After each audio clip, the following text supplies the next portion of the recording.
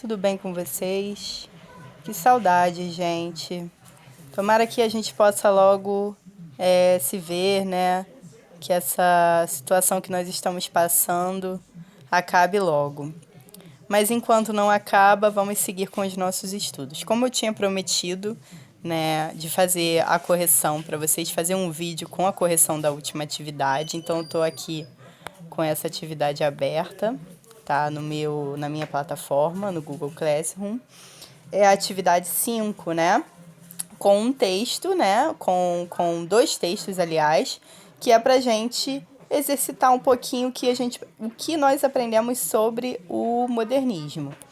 Então, eu vou fazer aqui a leitura dos textos e comentários sobre as questões, tá? O vídeo vai ser rapidinho, para não gastar muita internet de vocês, né? Para vocês verem rapidinho e conseguirem internalizar essa matéria, tá? Então, o texto 1, ele diz o seguinte: no meio do caminho. No meio do caminho tinha uma pedra. Tinha uma pedra no meio do caminho. No meio do caminho tinha uma pedra. No meio do caminho tinha uma pedra. Nunca me esquecerei desse acontecimento. Na vida de minhas retinas tão fatigadas, nunca me esquecerei que no meio do caminho tinha uma pedra. Tinha uma pedra no meio do caminho, no meio do caminho tinha uma pedra. Essa é uma poesia, né, muito conhecida do Carlos Drummond de Andrade, né, aquele poeta que tem uma estátua em um banco no calçadão de Copacabana. Então, quem puder ir na praia de Copacabana e for lá próximo ao Forte de Copacabana. É em Copacabana? Gente, agora eu tô na dúvida. Eu acho que é em Copacabana ou é em Ipanema. Enfim, em uma das duas praias tem lá uma estátua do Carlos Drummond de Andrade. Se eu não me engano, é em Copacabana.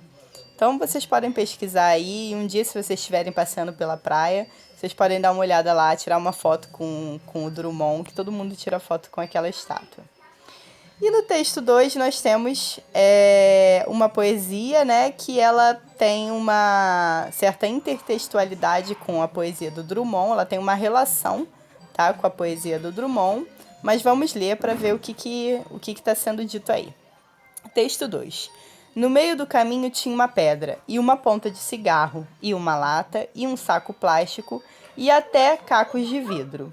Então, o segundo texto, né, é um texto que não é uma poesia com o mesmo sentido do Carlos Drummond, mas é um texto que foi inspirado na poesia do Carlos Drummond. Então vamos ler a questão 1. O texto 1 é um dos poemas mais representativos de Drummond.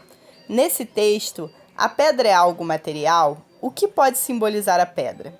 Então, como nós podemos ver aqui no texto do Drummond, que é um texto, né, com uma linguagem totalmente poética, a pedra ela pode ser simbolizada por outras coisas. E o que seria a pedra, né? O que seria a pedra no caminho para o Drummond? Seria algo que está atravancando o caminho, né? Um impedimento, um obstáculo. E aí a gente pode pensar nesse obstáculo de várias maneiras, né? Não somente como uma pedra no meio de uma rua, mas um obstáculo na nossa própria vida, né? Até mesmo a gente pode fazer aqui uma referência a essa situação que nós estamos vivendo, né? Porque a pandemia, ela tem sido um obstáculo para muitos jovens em relação ao estudo, né? A gente sabe que é muito difícil estudar estando em casa, né? Às vezes sem ter os recursos, né, tecnológicos, né? A gente está dando um jeito, mas sabemos que não é o suficiente. Então, a situação que nós estamos vivendo agora, nós podemos considerar que ela pode ser uma pedra no nosso caminho, tá? Então, a pedra, nesse caso, não é algo material, né? A pedra é a representação de um obstáculo.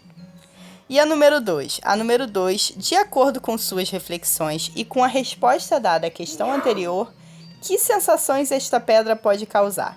Então, se a gente pensar na pedra como um obstáculo, como algo que atrapalha a nossa vida de andar, de prosseguir, né? Que atrapalha a gente de conseguir certo sucesso na vida, a gente pode pensar que essa pedra ela pode causar irritação, ela pode causar tristeza, ela pode causar raiva.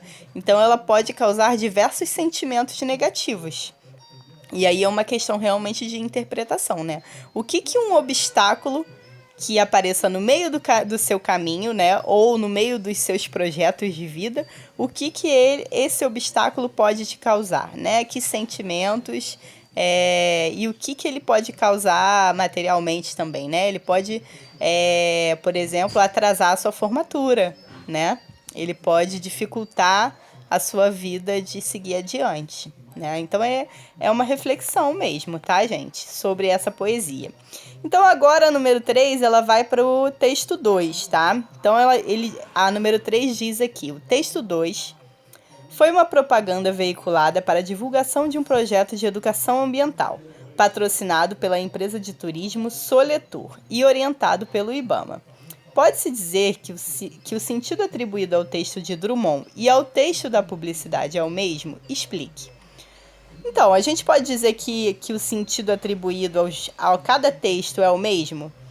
Quando ele fala de pedra no caminho, o Drummond ele vai mais para um lado mais poético de abstração, né? Da gente pensar na pedra como um obstáculo, vamos dizer assim, mais subjetivo, né? Um obstáculo, algo que a gente de repente não pode pegar, mas que está atrapalhando a nossa vida, né? Mas nesse sentido. Por exemplo, a pandemia, né, uma doença, alguma coisa que ocorra e que atrapalhe aquilo que você planejou para a sua vida. Já no texto 2, se nós voltarmos lá, ele fala de uma pedra como algo mais material. Agora eu tô te vendo, porque eu...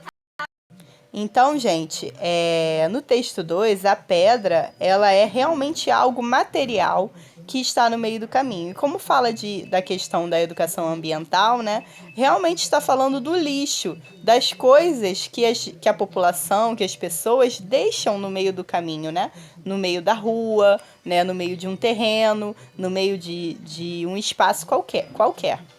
E no texto do Drummond, nós temos a pedra como algo subjetivo, um obstáculo que está atrapalhando a nossa vida.